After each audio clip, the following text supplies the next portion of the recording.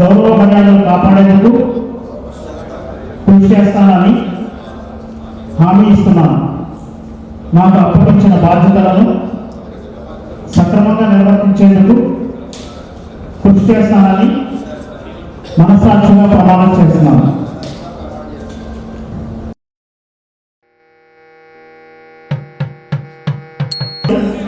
అనుమేను press club Aswaraopeta association మీ హోదా ఏదో చెప్తాను ప్రమాణం చేయించున్నాను.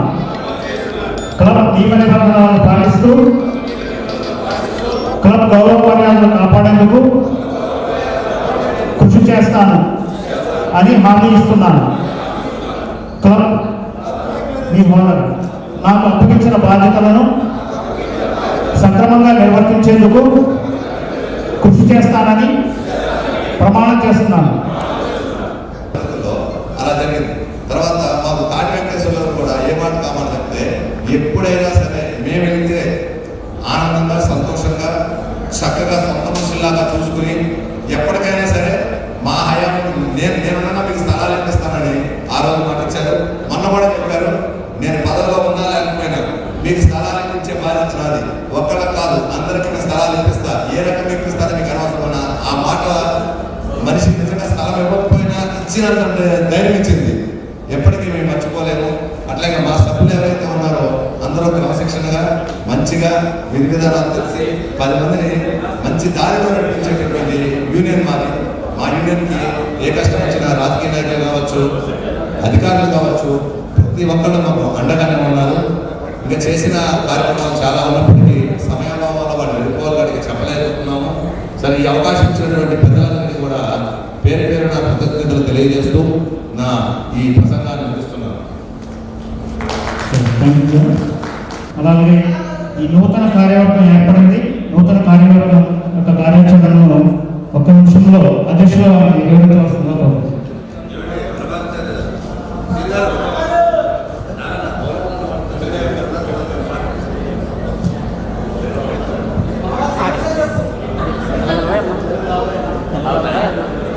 వేదిక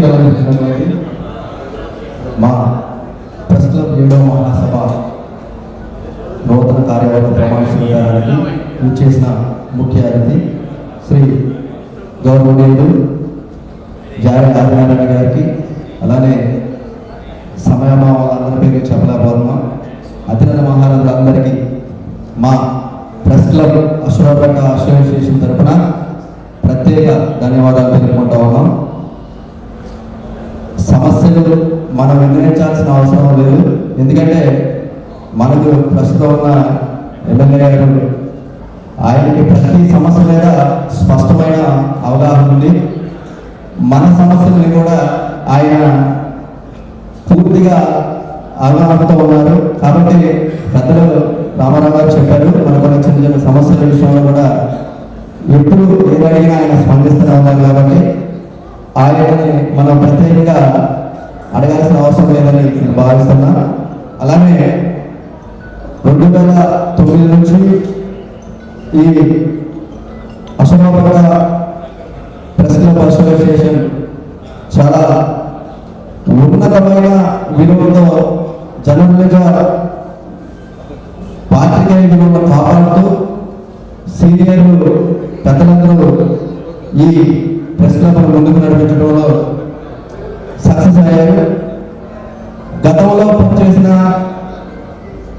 అధ్యక్షులకి కార్యవర్గాలకి ఏమాత్రం తీసుకోకుండా ప్రతి క్లబ్ సభ్యులకి వృత్తిపరంగా, అంటే మన పాత్రికేయ వృత్తిపరంగా ఏ సమస్య వచ్చినా మేము అండగా ఉంటామని, ప్రతి సమస్యపై సమిష్టిగా పోరాడతామని తెలియజేస్తూ ఈ అవకాశం ఇచ్చిన మీ అందరికీ మరొకసారి మా నూతన కార్యవర్గం తరఫున కృతజ్ఞతలు తెలుపుకుంటున్నాం. Thank you. స్వాగతం, సుస్వాగతం. ప్రెస్ క్లబ్ ఏర్పాటైన ఇన్ని సంవత్సరాలు కూడా నిర్విఘ్నంగా నిరాటంకంగా సాగుతూ అందరి మన్ననలు పొందుతున్నాం. ఎందుకంటే మనం వార్తలు రాయడం ఎంత ముఖ్యమో సామాజికంగా సమాజంలో కూడా నిలదొక్కుకోవడం కూడా అంతే కదా. సో అట్లాంటి పాత్రను పోషిస్తున్న పాత్రికేయ వ్యక్తులందరూ కూడా వచ్చిన అవకాశాన్ని, అంటే మనకి సొసైటీలో ఈ విధమైన అంటే విలేకరుగా మనకి గుర్తింపు వచ్చేందుకు కానీ, లేకపోతే మనం వార్తలు రాసే అవకాశాన్ని కల్పించింది మనం ఒక బాధ్యతగా నిర్వర్తించుకుంటే మనం దాన్ని ఎల్లప్పుడూ కూడా మంచిగా నడవగలుగుతాం. అలా కాకుండా మనం దుర్వినియోగపరచుకుంటే అది మన చేతిలో ఉంది. మనం దుర్వినియోగపరచుకోవాలా, మంచిగా వినియోగించుకోవాలనేది అది మన మీదే ఆధారపడుతుంది.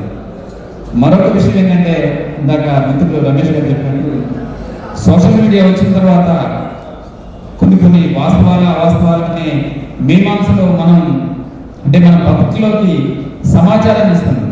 సో దాన్ని మనం మంచిగానే ఇవ్వగలిగే స్థాయి సత్తా కూడా మనం కల్పించుకుంటే వాళ్ళు 100% కూడా నిలదొక్కుంటారని భావిస్తున్నాను. మరో ముఖ్య విషయం ఏంటంటే, అధికారులతో అట్లనే రాజకీయ ప్రతినిధులతో కూడా మనం నిత్యం కూడా వాళ్ళ నుంచే పొగడ్తలు ఎదుర్కొంటాం, చిత్కారాలు ఎదుర్కొంటాం. ఎందుకంటే కొన్ని సందర్భాల్లో మనం రాసే వార్తలను బట్టి వాళ్ళే పొగుడుతారు, వాళ్ళే చిత్కారాలు చేస్తారు. అంటే ఆ సందర్భం, మనం రాసే విధానాన్ని, మనం రాసే సమాచారం, రాసే సందర్భాన్ని బట్టి వాళ్ళు మారుతుంది. సో మనం రాసేటప్పుడే మనం ఏ విషయాన్నైతే రాస్తున్నామో కంపల్సరీ, ఎందుకంటే ఇక్కడ బాధితుడు కూడా మనకి మిత్రుడు కాదు, అలాగని చెప్పే వివరణ కోసం అధికారి కూడా లేదా రాజకీయ నాయకులు కూడా వాళ్ళ శత్రువులు కాదు. ఆ విధంగా భావిస్తూ మనం ఐటమ్ రాసే ముందు, ఎందుకంటే రాసి పబ్లిష్ అయిన తర్వాత మనం ఎవరు చేయగలిగింది ఏం లేదు. రాసి పంపించంటే మనం పంపించే ముందే ఒకసారి ఆ అధికారి వివరణ లేదా రాజకీయ నాయకుల ప్రతినిధుల వివరణలో కూడా తీసుకొని దానికి జోడిస్తే మరింత శోభ చేకూరుతుందని భావిస్తున్నాను. ఎందుకంటే మళ్ళీ మన మీద మనం వాళ్ళ నుంచి విమర్శలు ఎదుర్కోకుండా మరో మాటకి తావు లేకుండా కూడా ఉంటుందనేది నా అభిప్రాయం. అదేవిధంగా మనం కూడా ఎన్నో చిన్న పొరపాట్లు చేస్తూ ఉంటాం.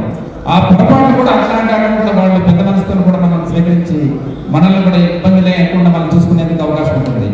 అదేవిధంగా మనకు విలేకరులందరి తరఫున మా మిత్రులు చెప్పినట్లు గత అనేక సంవత్సరాలుగా కూడా ఇక్కడ ఇళ్ల స్థలాల కోసం ప్రయత్నిస్తూ ఉన్నారు. సో అంటే ఒక్కొక్కళ్ళ హయాంలో ఒక్కొక్కళ్ళు ఒక్కో రీతిలో ప్రయత్నిస్తున్నారు. అట్లాంటి అవకాశాలని మన ఎమ్మెల్యే గారు కూడా మాకు కూడా కల్పిస్తారని భావిస్తున్నాను. మరో ముఖ్యమైన విషయం ఏంటంటే, ఇది వేదిక మీద కావచ్చు కాకపోవచ్చు కూడా, ఎందుకంటే గతంలో మన మిత్రసేన గారు జూనియర్ కళాశాల వచ్చారు. అదేవిధంగా తాటి వెంకటేశ్వర గారి హయాంలో మరొక కొన్ని మైనారిటీలు ఇట్లాంటివి వచ్చినాయి. తర్వాత వచ్చిన మన మెచ్చా గారి హయాంలో డిగ్రీ కళాశాల వచ్చింది. అదేవిధంగా మన ఎక్సలెన్స్ సెంటర్ కూడా ఇటీవల తెచ్చారు. నెక్స్ట్ ఉద్యాన కళాశాల తెస్తారని నేను భావిస్తున్నాను. ఎందుకంటే మన ఎమ్మెల్యే గారు హామీ ఇచ్చారు. సో వారు కూడా వారి నినాదాన్ని వారి నేను కూడా దాన్ని నిలుపుకొని మనందరిలో కూడా ఇంకొంచెం మరింత సుస్థిరస్థానాన్ని సంపాదించుకుంటారని కోరుతూ నాకు ఈ అవకాశం ఇచ్చిన ప్రజలకు ధన్యవాదాలు. మాట్లాడవలసిందిగా మన సీనియర్ పాత్రికేయులు శ్రీ శ్రీనివాస శ్రీనివాసరావు గారిని వేదికగా ఆహ్వానిస్తాం. ఇబ్బందులను అధిగమిస్తూ మీ సహకారంతోనే ఈ కార్యక్రమాలు చేపట్టాం. అలాగే ఈరోజు ఈ కార్యక్రమాలు కూడా అనేక మంది పెద్దల సహకారం ఆర్థికంగా అనేక మంది సహకరించారు. వారందరూ కూడా మా తరఫున ప్రత్యేక అభినందనలు తెలియజేస్తూ ఈ కార్యక్రమానికి మా ఆహ్వానాన్ని మన్నించి వచ్చిన పెద్దలకు, పుర ప్రముఖులకు, అలాగే మీడియా మిత్రులకు, వాళ్ళ కుటుంబ సభ్యులందరూ కూడా మా ప్రెస్ క్లబ్ తరఫున ప్రత్యేక అభినందనలు తెలియజేసుకుంటూ ఈ అవకాశం ఇచ్చినందుకు కృతజ్ఞతలు తెలుపుకుంటూ, అదేవిధంగా ఈనాటి ఈ కార్యక్రమానికి చేసినటువంటి అతిరథ మహారాజులందరికీ కూడా నా హృదయపూర్వక ధన్యవాదాలు తెలియజేసుకుంటూ,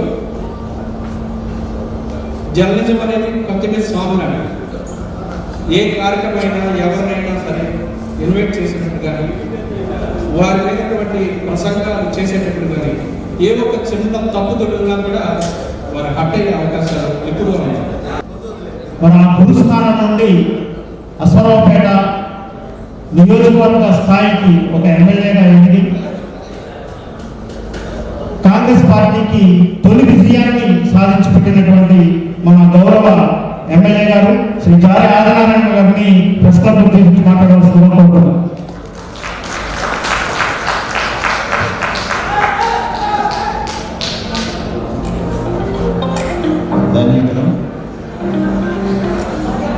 ఒక కలం విస్తరించే ప్రపంచంలో నవ సామాజిక నిర్మాణానికి ఒక నాంది పలికినటువంటి గొప్ప తార్కికం అది ఒక కలం రచించినటువంటి ఒక అద్భుతమైనటువంటి ఈ వ్యవస్థలో రూపకల్పన ధ్యేయంగా ఒక ఆలోచనని ఒక ప్రామాణికంగా చేస్తున్నటువంటి ఈ యొక్క ప్రెస్ క్లబ్ తరఫున ఆహ్వానించినందుకు ప్రెస్ క్లబ్ మిత్రులకి, అదేవిధంగా వేదికకి విచ్చేసినటువంటి ముఖ్య అతిథులందరికీ కూడా పేరు పేరున ప్రత్యేకంగా నేను ధన్యవాదాలు తెలియజేస్తా ఉన్నాను.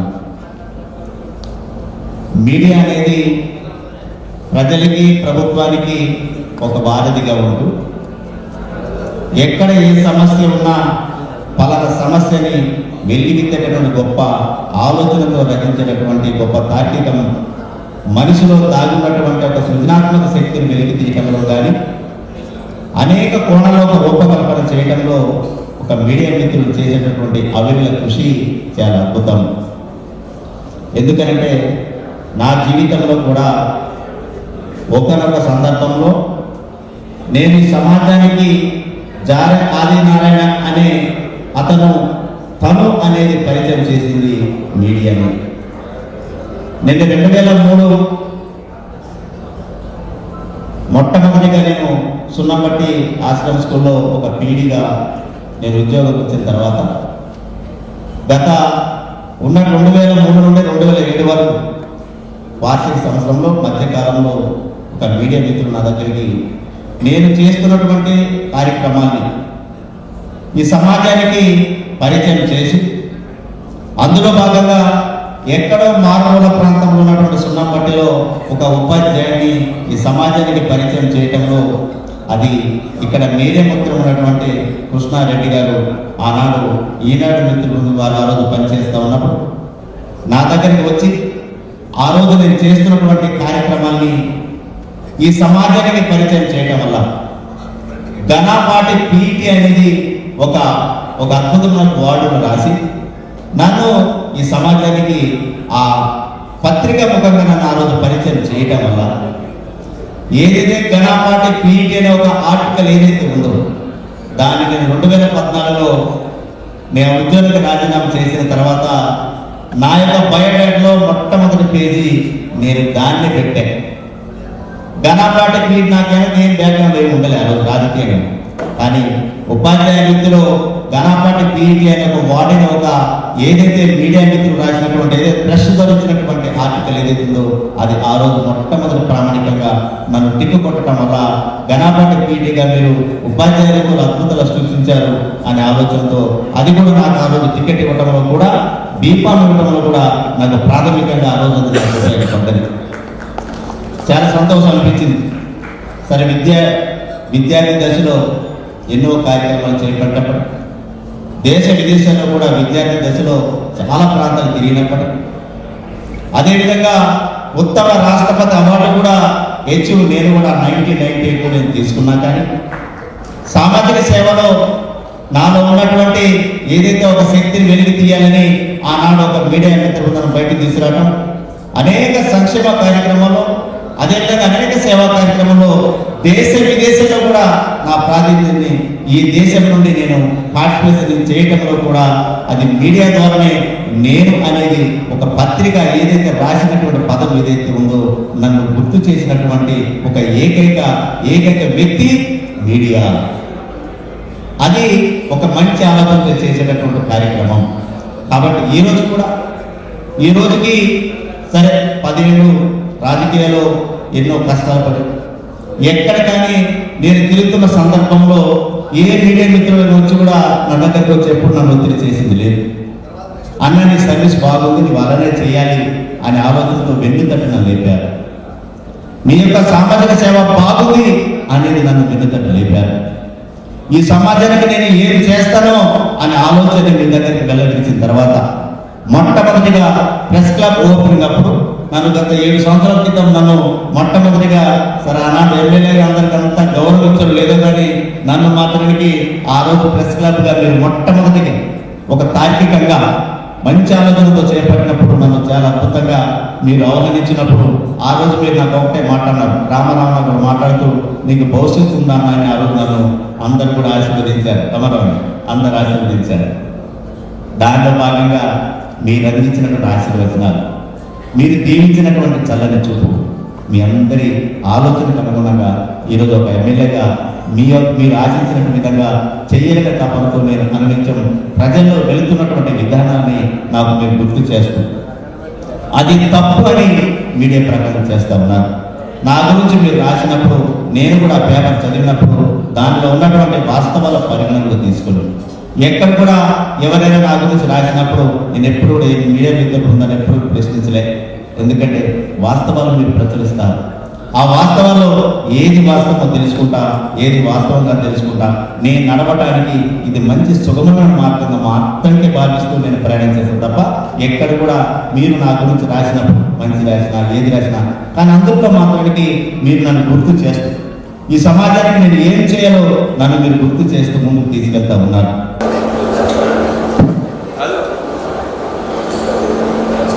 ప్రెస్ క్లబ్ కార్యాలయ సభ్యులందరికీ పేరు నమస్కరిస్తూ అలాగే ప్రెస్ క్లబ్ తరఫున స్టేజ్ మీద నిర్వహించిన పెద్దలందరికీ పేరు నమస్కరిస్తూ మరి మనకి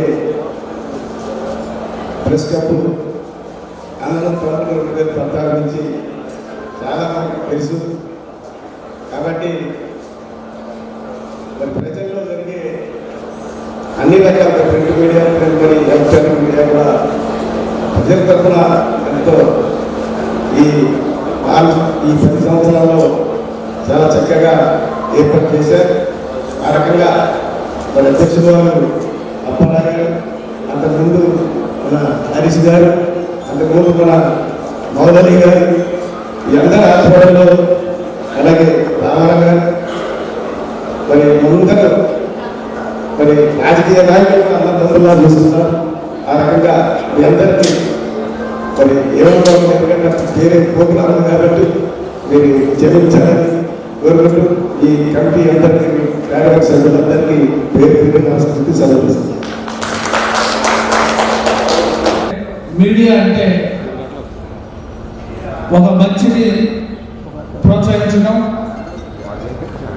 అలాగే అది అధికార వైపు అయినా సరే ప్రజాప్రతినిధుల వైపు అయినా ప్రభుత్వం నుంచి అయినా సరే ప్రతినిధుల నుంచి అయినా సరే తప్పులు జరిగితే నిష్పక్షంగా వార్తలు రాసి సరిదిద్దుకునే అవకాశం మీ చేతుల్లో ఉంది. అలాంటి పాత్రికేయులు ఈరోజు అసరాపేటలో మరి భవిష్యత్తులో కూడా ఇది 7వ మహాసభ కాదు, 8, 9, 10, 11, 12, 13 ఇలాగే కొనసాగాలని చెప్పేసి అందులో ఈ రోజున ఈ కార్యక్రమాల్లో పాల్గొన్నటువంటి వేదిక మీద ఉన్నటువంటి పెద్దలు మరి మన ముందు మాట్లాడినటువంటి మాజీ శాసనసభ్యులు మిత్రులు నరసింహ గారు వారికి అర్జెంట్ పనులు వెళ్ళారు. అలాగే ఇంకా వేదిక మీద ఉన్నటువంటి పెద్దలు వివిధ రాజకీయ పక్షాలైనటువంటి సిపిఎం పుల్లయ్య గారు కానీ, కృష్ణ ప్రభాకర్ రావు గారు కానీ, కాంగ్రెస్ చంద్రశేఖరరావు గారు కానీ, ఇంకా మార్కెట్ కమిటీ చైర్పర్సన్ గారు సోదరి మణి గారు, అలాగే మాజీ ఎంపీ గారు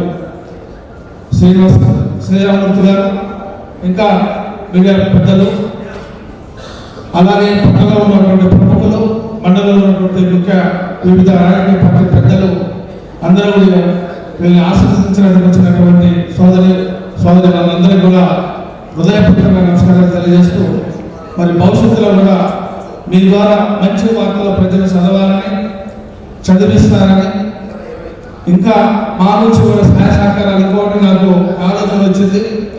ఇప్పటివరకు మా నాగబాబు ఈ ప్రెస్ క్లబ్ బాధలు గతంలో ఉన్నటువంటి ఈ యొక్క నిర్వహించినటువంటి వాళ్ళు కానీ ఒక ప్రెస్ క్లబ్ నడపడం అంటే చాలా కష్టార్థం.